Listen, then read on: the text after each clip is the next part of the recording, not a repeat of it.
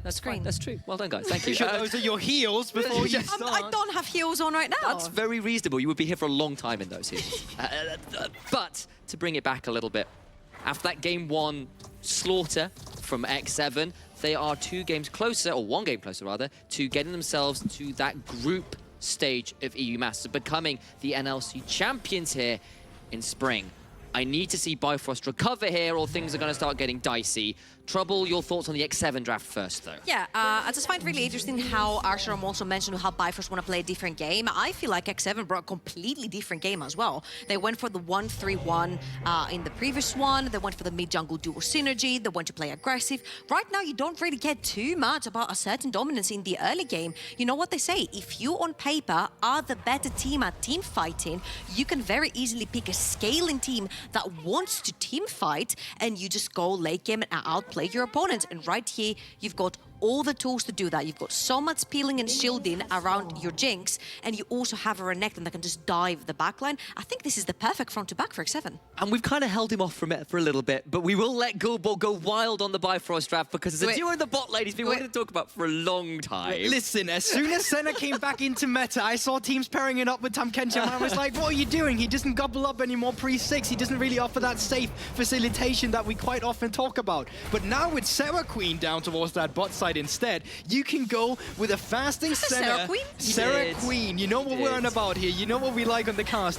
She is absurd when she finally starts getting that Tear of the Goddess. Remember that Seraph's Embrace, it doesn't give extra AP now. It actually gives ability haste instead, which is so good with Seraphine's kit. Another thing is that you go for the Leandri's Torment instead. That burn you're going to be getting, that extra CDR as well. You're going to be spamming healing, you're going to be spamming roots, and you're going to be having such a great kite back composition. Usually with this bot lane, you kind of go like, okay, let's lose lane and then let's win the game afterwards. And that's kind of what you want to do from Bifrost. You want to have an extended team fight composition. Problem with that is you have a lot of squishies on your team. You don't actually have too many tanks that can stay in an extended fight. About the squishies on your team, Guys, lose lane, win game. Okay, so that's the comps. I love the explanation about the bot lane, and I'm going to move further up on the map for Bifrost because I felt like C-Boy and Fury really, really struggled to follow Tempt and Haru's tempo on the map. They fell short, and because these two fell short, the entire map fell apart for Bifrost. Right now, yes, I am very saddened that oh, my C-Boy just did a noodle. You mentioned him, and he pulls off something like this. C-Boy's last game was not fantastic. This he is not struggled a little bit in the previous series, but he's flashed to try and get it, and it's chops down. My analysts are literally head in hands right now. You cannot see it, but they are unhappy. That's my boy. Fix this one up. That's my boy right there. Fix this one up. Look, okay, I'll take it briefly. Okay. Let my color casters. The inspiration. We have to give credit. We have to give credit to Noodle.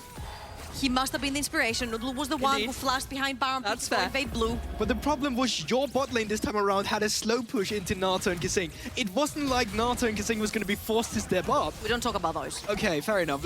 If we know all the factors that made that a bad play, it was a pretty good play. So the thing is, why I'm mind blown here is the fact that Volibear's Q flash is so impactful because once you start charging the Q, your opponent doesn't know if you're going to flash. And if you do, you can insta-stun someone in place, and then you can train CC and kill. Ooh, Nata is going to get rooted in place, but does have a shield, can start turning this one around, holds on to things like the cleanse.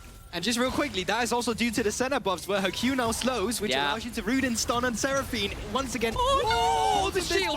And the heal will come out. Nata stays just about alive, gets away from the beat drop. C-Boys around, Flash and Haru not quite ready for the audacious charge. And both junglers can't quite make their flashes work. We need to unbind flashes from both the junglers at this point. We need to unbind I think that was a lot closer than C-Boys was in some ways, as Fury takes a bit of a nasty trade. Was a face check on the wall. It was very close to an audacious charge range. Look, okay, I understand you're mad. Go ball quickly. Yes, but looking at the map state as well, let's try and like pull our mind back into the game. C-Boy is actually really far behind the tempo because he stayed so far down towards that bot side. He's only now started clearing his blue side. He haven't been back on a reset yet. Haru, on the other hand, can go for a reset just now. He's level 4 to C-Boy's level 3. Yes, C-Boy is supposed to be behind in the matchup as a Volibear, but waiting for that rubber band XP, waiting for these next skirmishes. If C-Boy stays out of the map too long, he's going to be behind in the item department, and that means that when you're fighting with Haru, you're most likely going to lose. I just feel like this is just a miscommunication in the early game plan for Bifrost. You're running Shikara on that Akali top. You want to fight the Renekton pre-level 6 before he's very beefy with his ultimate. You're also running the Ignite, which means you have even more tools to pressure and kill in the early game. You've got the flash onto C-Boy, who can gank very early on and puts down a lot of damage. Path towards your top side of the map. Try to punish, get Shikari ahead. We've seen what Shikari can do with the likes of Gwen, with the likes of Akali, when he does get far ahead. And I felt like the problem for Bifrost in the previous game was that they just did not get a single lane rolling. And even though I agree with Kubok and I can understand how the Senna Seraphine wanted to go late game, man, you need to something rolling for you in the early. I guess for the side of Bifrost, historically, it has been the bot lane. Even in the last game, they were trying to make dives work on the bot side. Unfortunately, none of them ever really felt like they came for free. They were always traded back pretty negatively, honestly, as Nata will find himself rooted again into another beat drop. But of course, there's still the shield there from Kasing to make sure that one's a bit more even. And at least this time around, no one has died yet. The gold lead's still relatively even, so if Bifrost are looking to play this a little bit more stably, then that's probably good news for them. It's not a whitewash yet. But I'm also looking to finally see Fury show up, really, because in the Ahri in the first game, we didn't really see all too much of him. In this game, with the Lucian into Vex, it felt like a matchup where you wanted to get ahead once again. We haven't really done that, but I'm just going to drop that point. Both junglers are down towards the bot side. We may see some shenanigans again. Pretty much levels, pretty much even here. It's Duel with a slight edge in the XP right now, but I don't think that makes a huge amount of difference, and it does mean Bifrost will ward themselves away from this one. I think Haru rightly in position here to prevent any easy options for a dive, and we are left ourselves with a relatively stable early game. My question to both of my color casters, and we'll start with Trouble. Who actually does this favor, or is it kind of still in the balance right now? Okay, so I feel like both of these teams have a pretty good team fight. One cast them front to back. I'm going to give it to X7. X7 wanted to go for this Dragon. Level 5 on C-Boy. Look at that. Haru is level 6. Ooh. They have to back out, or they will lose again in the same fashion that they did before. Thank you so much. Oh my. Nothing. Think about it. Here we go. That'll be the attempt on the Vex Press, looking to head forward with that Shadow Surge. Culling comes through the 1 to 10 seconds, very, very low, has to flash out. Haru will tank up the rest and throw down the Crescent Guard. Nobody dies, but that cost a fair amount of summoners. I think X7 are pushing their boundaries just a little bit. I think you get out, you take the Dragon, say thank you for the leash, and you run out. You start trying to push the lanes even harder. At this point, Nata is way, way too low, but they have Haru around in case he gets baited. Oh, there's the heal bait, but now the Polymorph is out as well, and Jewel is in trouble. Doesn't have flash. Will now try to get their way out of danger, but a wind becomes lightning and Seraphine is struck down. It's just like Trouble said, it's the bait coming through from X7, and they're getting the most out of this matchup. Lane was started getting a little bit oppressive. This time around, though, they swap it up, they get the kill, they get the crash, and they get a favorable reset. Unless Odie can stop them here.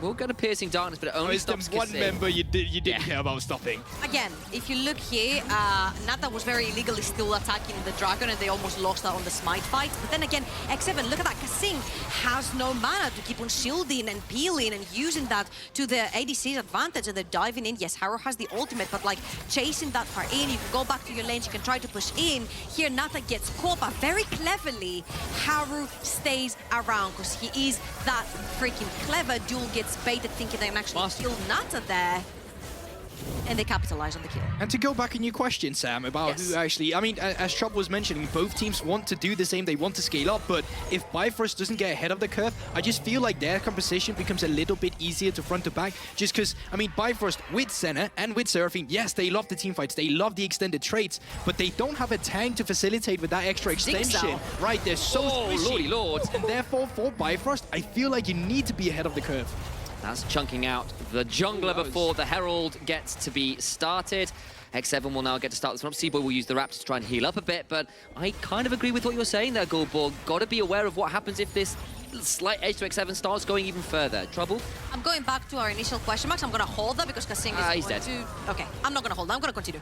I'm going to go back to our initial question marks. Can C-Boy keep up with Haru? Can Fury match Tempt? Can the duo from Bifrost keep up in general with the Korean duo on the side of X7? So far for me, it has been a no. Fury counterpicked into the Vex. He picked the Lucian to play into the Vex, to be aggressive, to be able to dash forward, and so far Tempt has shut him down in lane. Now Nata is in trouble as well, but thankfully for him only Odie is there. And my question is, what have you got to show for yourself if you're Bifrost? Yes, you play the front to back, very well said by Gulbok, but I feel like it's Jinx Zhao, man, with a Lulu. It's one of the most S-tier front-to-back combos you can have in the game. And we've seen the teamfights that X7 put up in the late game. And despite the nerfs as well coming through, I mean, it's 5 to 4 seconds for Harrow's ultimate. Those 4 seconds are still going to matter a lot when you're playing into the range of Seraphine, Senna, and Lucian. Majority of their damage won't actually deal damage to Haru. And as you said, Kasing and Nata being able to kite back, yes, Fishbones was nerfed a little bit. That's not going to change anything in the grand scheme of things. Yeah, with 3 items, it's fine. And the excitement finally strikes again.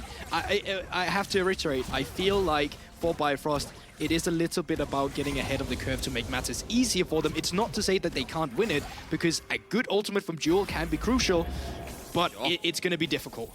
Definitely can be. Of course, you've got Dawning Shadow and, of course, Shikari's range as well, but never mind that, because Haru gets in. It's a triple encore, though. Dawning Shadow's there, but the knock-up from the Wild Growth means Seraphine has got nowhere to go but the grave. And honestly, in the previous game, we saw the Haru temp train choo-choo going all the way to victory. Right now, they've swapped the chords completely. They're playing towards the bot side of the map. They're getting that Jinx Lulu, and they're making sure they shut down Oddie and Duel, playing that ever-scaling bot lane before they even get to the stage where they look scary. Yeah, and you know, you were talking about the junglers real quick beforehand as well, and yes, C-Boy, he has been struggling, especially when you compare him to Haru. But let me make a statement right here. Haru might not even, like, he's the best jungler we have in the league, but that's not even just going to cut it. He might just be the best jungler in the entirety of the ERLs moving into European Masters. So I feel like a lot of junglers are going to be struggling when they are facing Haru.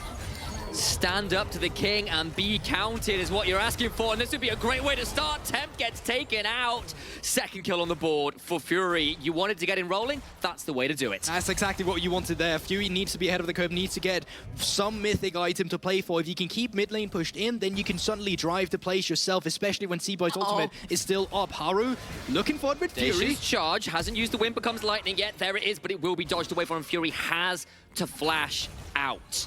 Yeah, but I'm pretty sure Haru is, from what we saw from game 1, really good with keeping timers. So next time Fury presses his E button, I'm pretty sure Haru will be around to try and punish that. This game has already been so much better than the last one for Bifrost, and a lot of that is due that they finally have something to play for. The fact that Fury is stable in the mid lane, the fact that Oddie and Duel are even into a Jinx, which is a carry for X7, is really pivotal. Now, Haru maybe getting caught in River. Just gets slowed down by the Chilling Smite. We'll use the Crescent Guard to knock away Bifrost. Kasing and Nata coming over, and we got ourselves a bit of a duel. He went in, there's the Wild Growth, still trying to trade this one. So much healing! And now C-Boy's in danger. Vex gets that one. Shadow Surge just land onto Oddie. Will go in! And now Duel left for the Wolves. Nata gets that one, and X7 come alive as the Dragon spawns. And Haru is just not scared of anything. The bot lane was pushing, and Kasing was able to buck him up instantly together with Nata. And you now see the power of Jinx Zhao with a Lulu. I think the trio down in the bot lane have been making wonders. And even though I do commend C-Boy for trying to take this fight, for taking out Haru right before the Dragon, it just didn't happen. Let's be real, we all thought that Haru was hinting there for a second. We all thought he was going to go down. All of a sudden, Lulu ultimate into the Gordringer. He's back, and the rest of X7 is set up for the perfect fight. Listen, How many baits? You see arrogance, he sees confidence, okay? Just such a good bait. And Haru, yes, he's jumped. The Chilling Smite comes down, but the turnaround here, you can see the moment they decide they can play this. Yeah, this is where he goes like, okay, I can totally go in here. I won't get blown up at all. And it looks so favorable. Look at Kasing. What a support hero. Flashes forward, shielding ultimate, Gordringer. The rest of Bifrost completely scattered and split up. And the entire space that Temp creates for them makes sure that there's really no easy way for Bifrost to kite back. They all just left to run. Okay, all the honors need to go to that Lulu on the bot lane. At the end of the game, he has to be the most honorable teammate. 100% KP alongside Nata, and honestly at this point as well, Bifrost blew every flash he had. God, Shikari wasn't even running it. Oh my days, the Super Mega Death Rocket nearly takes out Oddie, and that was a lot of damage. And so far, I mean, I'm looking at bot lane builds as well here, and Julie, I'm not seeing that Leandra's Tolman that I was looking for. So far, it might be Shirelia's or Moonstone as well. Yeah, but Moonstone as well. Once again, if you don't have a tank, if you don't have that extended team fight, the value drops on an item like that. And with the squishies that you have on your roster, as Moonstone has just been built, it may be, you may not be getting more value that you actually could have gotten with a different item. You might have a Lucian, you might have the Akali, you might have some heals. I just don't know if they can get enough damage down before they get blown up. Remember that Haru has the timer on the flash, but back to the Akali and Lucian. This is why I was so upset that Fury did not get to play Akali again. Torok mentioned it as well. Both the lanes suck for Akali. But if I would put it somewhere, I'd put it against the Vex. I'd have it in the mid lane, having the Akali to play these fights around together with the Volibear could be very pivotal. We also know Fury is crazy good onto the Akali as well, so he can make it pop off. But now, like you mentioned, having the two squishy members, the Lucian and the Akali, your healing is only going to do that much when they get popped by 2 auto-attacks from Jinx. I completely agree. And now X7, and one thing we've complimented them a lot for today Shikari is going to be their rotations around objectives. M-tier as well. This will be a 2v2. The Shadow Surge goes wild and compliments to the Chef, but this time it won't quite play off. And now back to the map players. Well, you can see it rotated that bot lane into the mid lane instead. Utilize multiple members on the top side to make sure that when Rift Herald spawns at it, as it just have done, they're just in full control. Okay, TP, Temp, let's see it. Into Fury. He's got a cleanse. 1 versus 2. He's got no flash. They know where he is because of where the wards are in the bushes. Can they get close enough to interrupt him? Mistral Bolt will prevent a recall. Fury in this 1v2 has got to play this one out best he can, but a knock-up from the 3. Talon Strike secures a killing spree for Haru. Top side, what is going on here? Jaeger trying to get to the backside, gets a hold of Oni, and now Seaboy, unstoppable, trying to run away from this Herald. It was supposed to be a cross-map. It'll just be a cross-map death. Nata's final auto follows the flash Shikari into the Twilight Shroud, but the only Twilight you'll be seeing is the grey screen Shikari. No flash, no hope. He's got a tower and a dream right now. Maybe, just maybe, he'll get out. The zap secures that one too. The trio again, baby. Swap the Zins out this time with the Renekton, and you've got someone to babysit around Nata and Kasinka. Be their front line. This time is going to be Jaeger onto that Renekton, and they're absolutely running the map down. Bifrost had their chance in the early game. They didn't take it quick enough, and I feel like, again, everything is falling apart.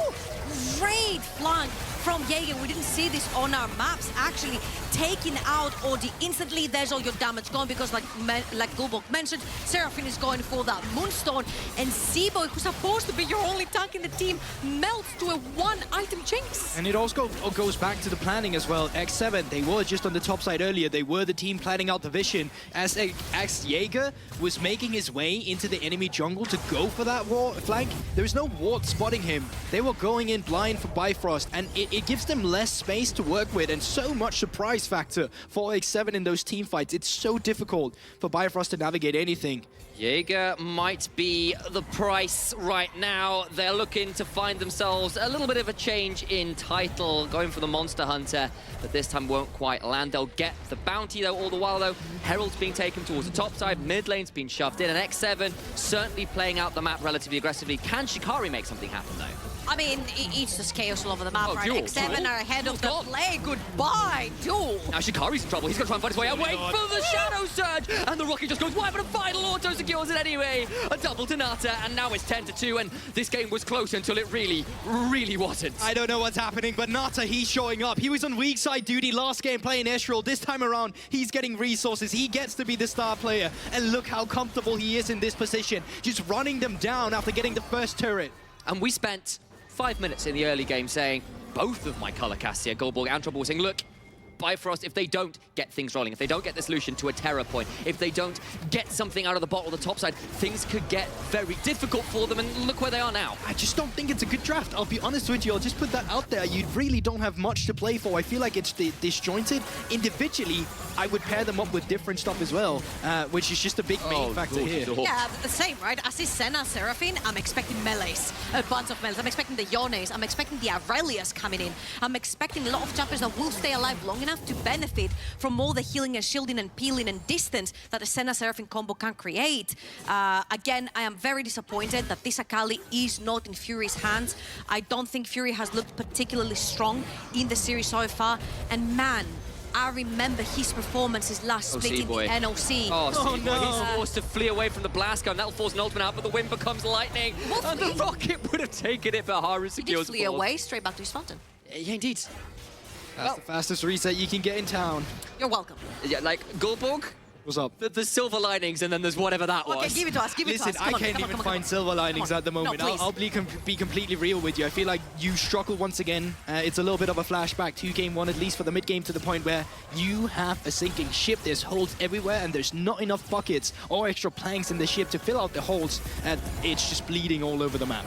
The scariest thing is that X7 have showed 2 different playstyles, 2 different drafts, 2 different ways of playing the game. From game A to game B, they've showed 2 different styles in 2 different sides of the map. So how in the world do you start shutting them down? That's the thing from X7 at the moment. They're just all showing up. It's every member. Like, yes, it's Haru in terms of course, but Nata and Kasing has had their individuals performing in this one as well. Jaeger, once again in a 1v2, comfort spot for him, but this time around... He can. That'll still be a turnaround down in Jaeger's side laning. Maybe that's the way you get back into it. It's his first death, I feel like, this series where he's overextended in the side lane and not at least got one back, but finally he falls. And let me reiterate, this is the team that came into the NLC for the first season.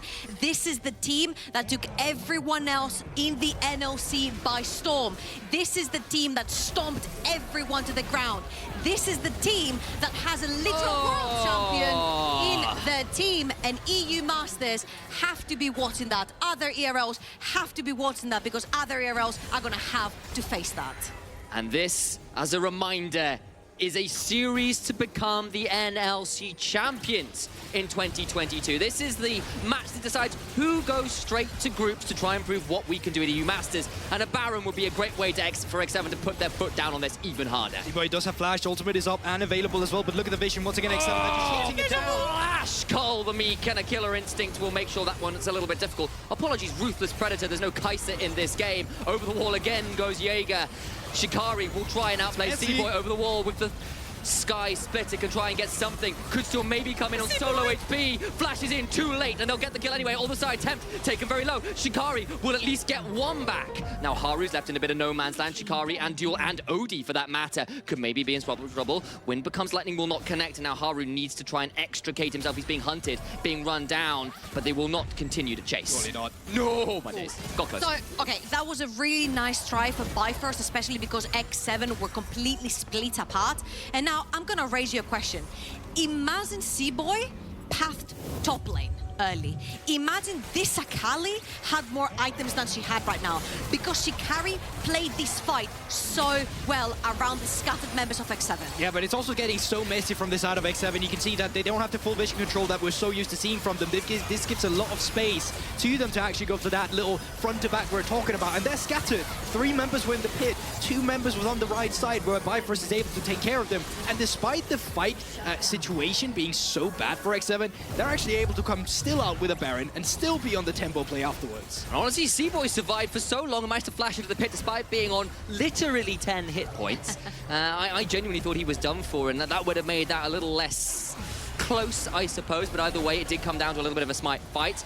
Now Bifrost down against this Baron, down nearly 10,000 gold, and down in this series, nearly at that 0-2 point, unless they can hold on here in this game. So if you think about it, Bifrost have a really nice composition to either dive forward or peel backwards, mainly peel backwards because you have a Senna Seraphine. But if you get hunted down...